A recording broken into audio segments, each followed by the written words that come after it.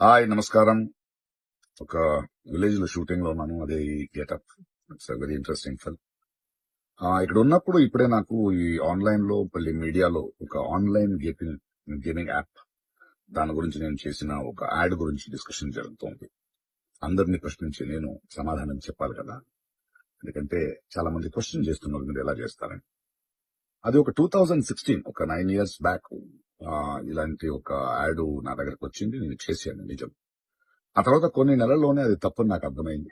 వాళ్ళు మళ్ళీ 2017 లో దాన్ని ఎక్స్టెండ్ చేస్తానంటే, లేదండి ఇది తప్పు, తెలియక చేసేసాను, బట్ చేసేసాను కాబట్టి అగ్రిమెంట్, మీరు దాన్ని రిలీజ్ చేసి తీరాలి, బట్ 2017 నుంచి మీరు వాడకూడదు, నేను రాను అని చెప్పేసి.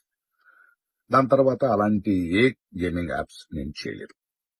2021 లో కూడా ఆ కంపెనీ ఇంకో కంపెనీకి అమ్మేసి వాళ్ళు దాన్ని ఏదో సోషల్ మీడియా ప్లాట్ఫామ్ లో యూజ్ చేస్తే నేను వాళ్ళకి నోటీసులు, వాళ్ళకి ఈమెయిల్, మళ్ళీ వాట్సాప్ లో పంపించి, లేదండి ఇందులో నేను లేను, ఇది చేయకూడదు, కాంట్రాక్ట్ అయిపోయింది, ఇది తప్పు అని కూడా చెప్పాను. వాళ్ళు ఆపేశారు. ఇప్పుడు అది మళ్ళీ రీక్ అయింది. దానివల్ల ఈ సమాధానం పోలీస్ డిపార్ట్మెంట్ నుంచి నాకు ఇంకా ఏది రాలేదు. వస్తే వాళ్ళకి నేను సమాధానం చెప్తాను, బట్ మీకు సమాధానం చెప్పాల్సింది నా బాధ్యత. So 2017, 9 years back for 1 year contract నేను చేసింది నిజం.